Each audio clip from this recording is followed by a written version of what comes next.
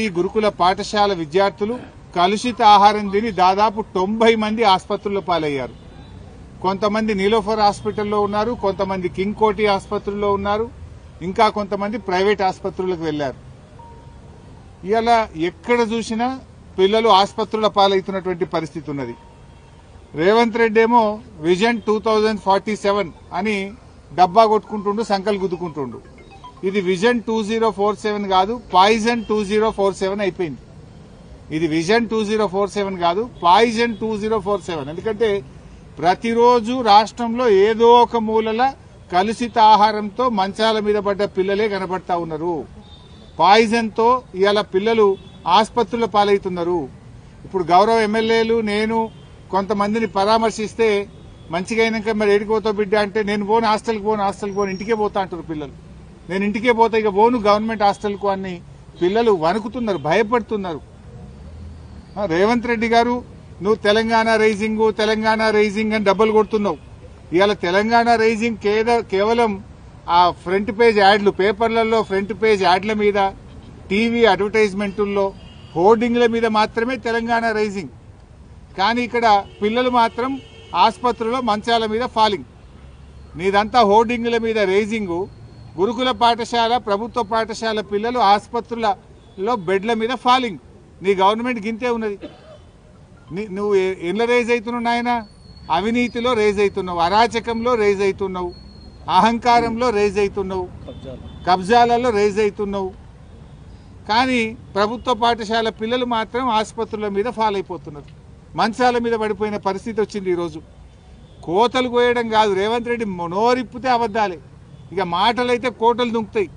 కోతలు కోసుడు కాదు రేవంత్ రెడ్డి. నువ్వు నిజాయితీ ఉంటే గా బడి పిల్లలకు, గా హాస్టళ్లలో ఉండే పిల్లలకు ఇంత కడుపు నిండా అన్నం పెట్టు ఫస్ట్.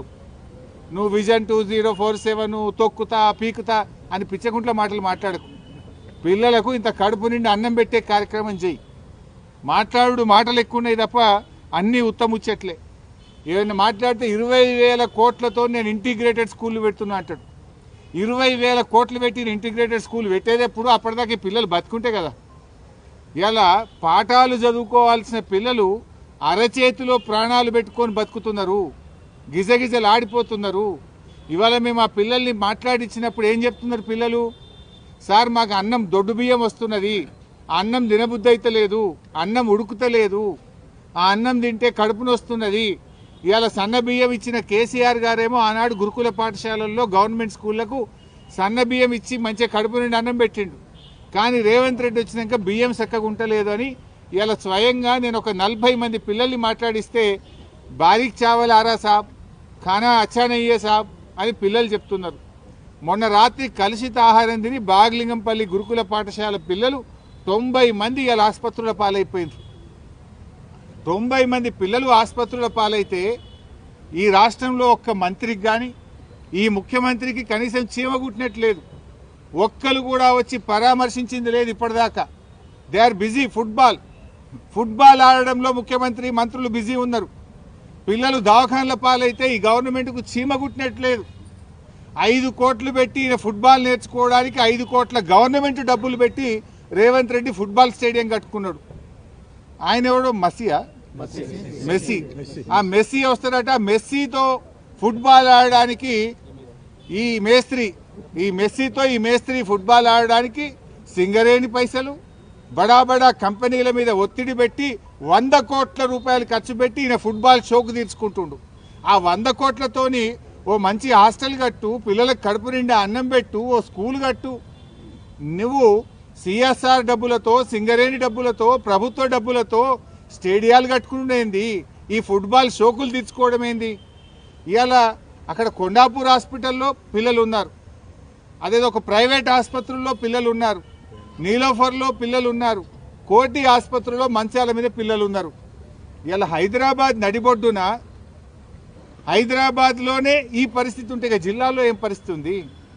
ఇవాళ మంత్రులు, ముఖ్యమంత్రి అందరు హైదరాబాద్లో ఉన్నారు. ఈ పిల్లల్ని వచ్చి చూడడానికి మీకు టైం దొరకలేదా? మీకు ఎంతసేపు ఫుట్బాల్ ఆడడానికి నీ షోకులకే టైం సరిపోతలేదు, నీ కబ్జాలకు, నీ కమిషన్లకే నీకు టైం సరిపోతలేదు. పిల్లల్ని ఆడబట్టించుకుంటున్నావు నువ్వు. ఈ రోజు వరకు హైదరాబాద్లో ఆసుపత్రుల్లో పిల్లలు మంచాల మీద ఉంటే ఒక్క మంత్రి కానీ ముఖ్యమంత్రి కానీ వచ్చి పరామర్శించాల్సిన బాధ్యత లేదా? 61 సార్లు ఢిల్లీ వేయండి ముఖ్యమంత్రి, 61 సార్లు ఢిల్లీ పోవడానికి టైం ఉంటుంది, నువ్వు పోయి ఫుట్బాల్ ఆడడానికి నీకు టైం ఉంటుంది, కానీ ఈ పిల్లల్ని పరామర్శించడానికి, ఈ పిల్లలకు ఏం జరిగిందో తెలుసుకోవడానికి రేవంత్ రెడ్డి నీకు టైం లేదా అని నేను అడుగుతా ఉన్నా. ఇవాళ నువ్వు ఈ పిల్లల పాలిట పాయిజన్ 2047గా మారిపోయినావు, పిల్లల పాలిట పాయిజన్ 2047గా మారిపోయినావు. మాటల్లో గతంలో కూడా పోయిన సంవత్సరం కూడా ఇట్లే ఫుడ్ పాయిజన్ అయింది.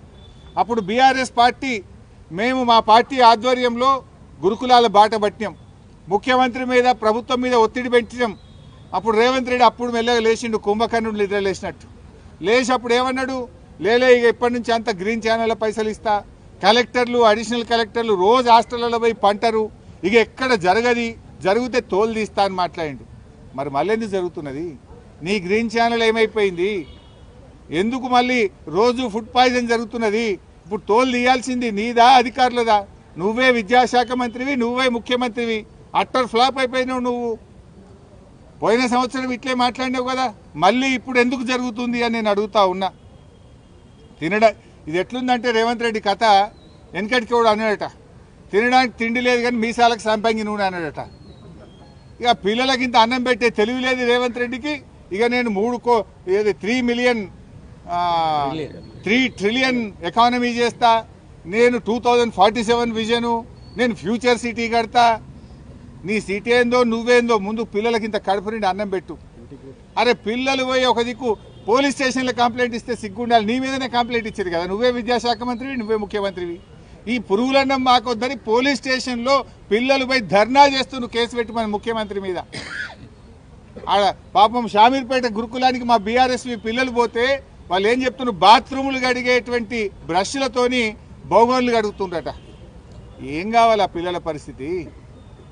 ఇంత దారుణంగా ఉంటుందా పిల్లల పరిస్థితి? 2 ఏళ్ళైంది నీ గవర్నమెంట్ వచ్చి, 2 ఏళ్ళైనా పిల్లలకి ఇంత అన్నం పెట్టలేవా రేవంత్ రెడ్డి? ఏదో కొత్తగా వచ్చినా ఏడాది తప్పించుకున్నావు. నిన్ననే 2 ఏళ్ల పాలనను సంబరాలు చేసుకున్నావు కదా, తెగ సంబరాలు చేసినావు కదా. కోట్ల రూపాయలు గవర్నమెంట్ సొమ్ములు ఖర్చు పెట్టి 100 కోట్లతో అడ్వర్టైజ్మెంట్లు పెట్టి పేపర్లల్లో, టీవీలల్లో, హోర్డింగ్లల్లో దేశం మొత్తం రాష్ట్రం ఏడ చూసినా నీ బొమ్మలు పెట్టుకున్నావు. నీ బొమ్మలు మస్తుగా చూసినాం కనుక పిల్లలకి ఇంత అన్నం పెట్టు. అన్నం పెట్టే చేతనైతే లేదు నీకు. ఇవాళ రేవంత్ రెడ్డి గారు ఎందుకో ఏమో నాకు అర్థం కాదు, పేద పిల్లల మీద పగబట్టిండి రేవంత్ రెడ్డి.